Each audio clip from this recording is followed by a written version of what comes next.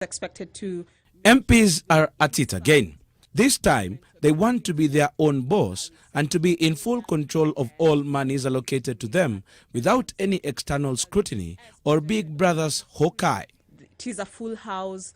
They want all monies allocated to Parliament not to go through any checks as they plot to elbow out all bodies charged with oversight of public money.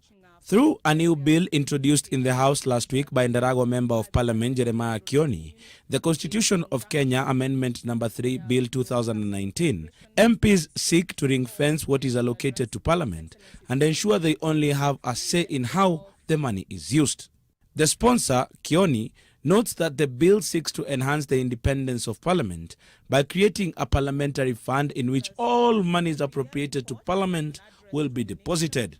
Basically, what this means is that Parliament wants to set up its own savings account, whereby it can withdraw money at whatever time and for whatever reason, without attracting the close scrutiny of agencies that are tasked with making sure that public money is put into good use.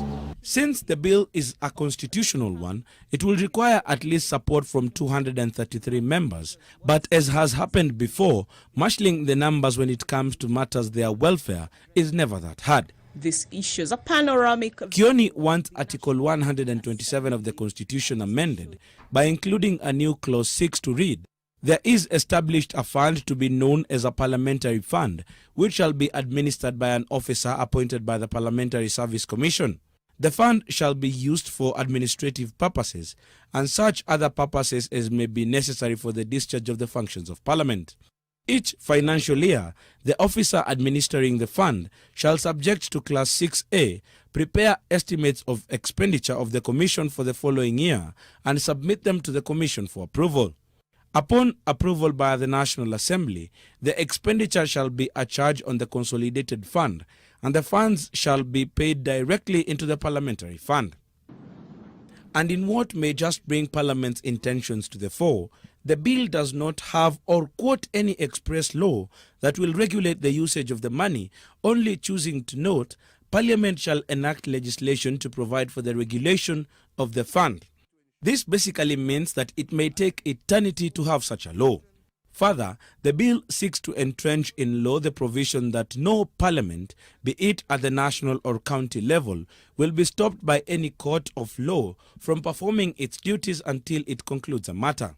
Kennedy Mureithi, NTV. Zainab, yes. I saw this story yesterday, and it's consistent with a number of stories that have been run a couple of times in different stations. I think it is singularly unfortunate for NTV to run that kind of story because it is unfair. First, it starts by saying MPs now want to. Imagine. Instead of saying an MP has proposed. A legislative that proposal. is such a fundamental distinction. Yeah. Why we have over 400 MPs. If any of those MPs, because they represent their constituents, have their own mind and thoughts, any single thought and proposal that is brought by an MP is not the thought of all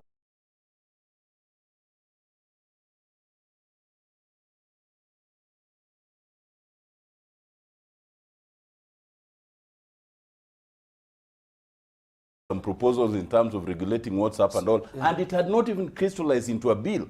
Then they say MPs now want to change. That kind of reporting should be abandoned. Secondly, it is unfair because it even goes ahead to quote and say that when MPs have wanted to increase their salaries and all, they've always raised the 2/3. There is no single occasion when Parliament has raised 2/3 on anything. In fact, when that proposal in terms of changes in remuneration and all went to the president and it came back, that's when it would have raised 2/3. It could not. Last week. So to say that every time MPs have wanted to raise their salaries, they raise the 2/3 is again unfair. Thirdly, for me, what concerns me is this. You know, every time when you raise the public mood against members of Parliament, what you do is not to harm the current members like us. What you do is to harm the future of this country. Because then, first of all those good people who might want to serve Parliament for the right reasons, then shy away. Who wants to go to a house that has been so derated and berated and made to be like a house of sin? So, and yet Parliament will always be there. What then you do is you dissuade those who might actually be wanting to serve for the right reason, for going there. And the last thing it does is, for example, that bill.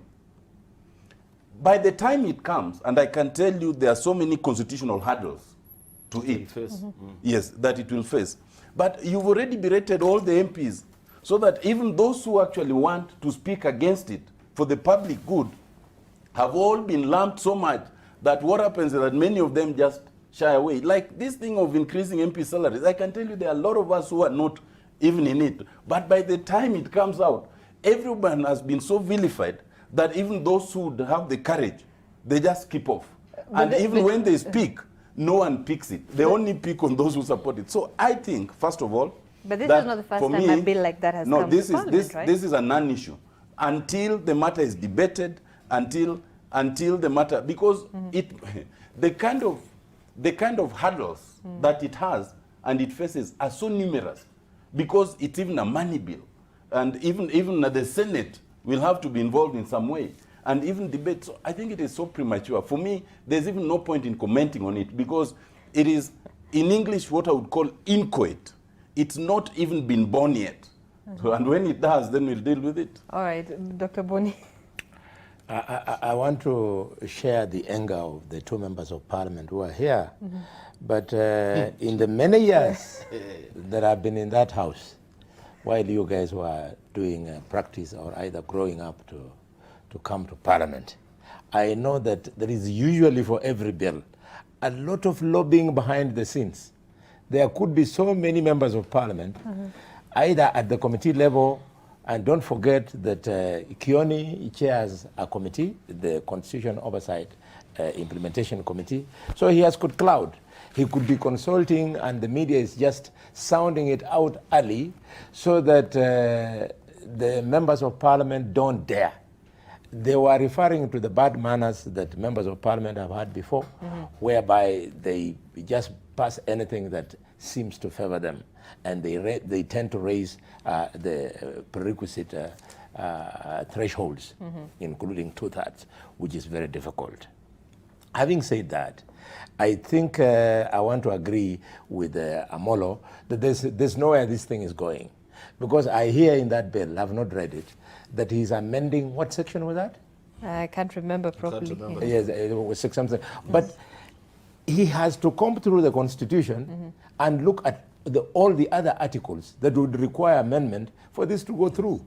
If you look at Article 229, for example, about the control of, let me just go there, public money. In 229, it tells you clearly that the Auditor General shall audit all funds. And specifically in 229(4) E, it says, shall audit within 6 months the accounts of the National Assembly and the Senate and the county assemblies. So until he amends that, he can do anything he wants, but that remains unconstitutional.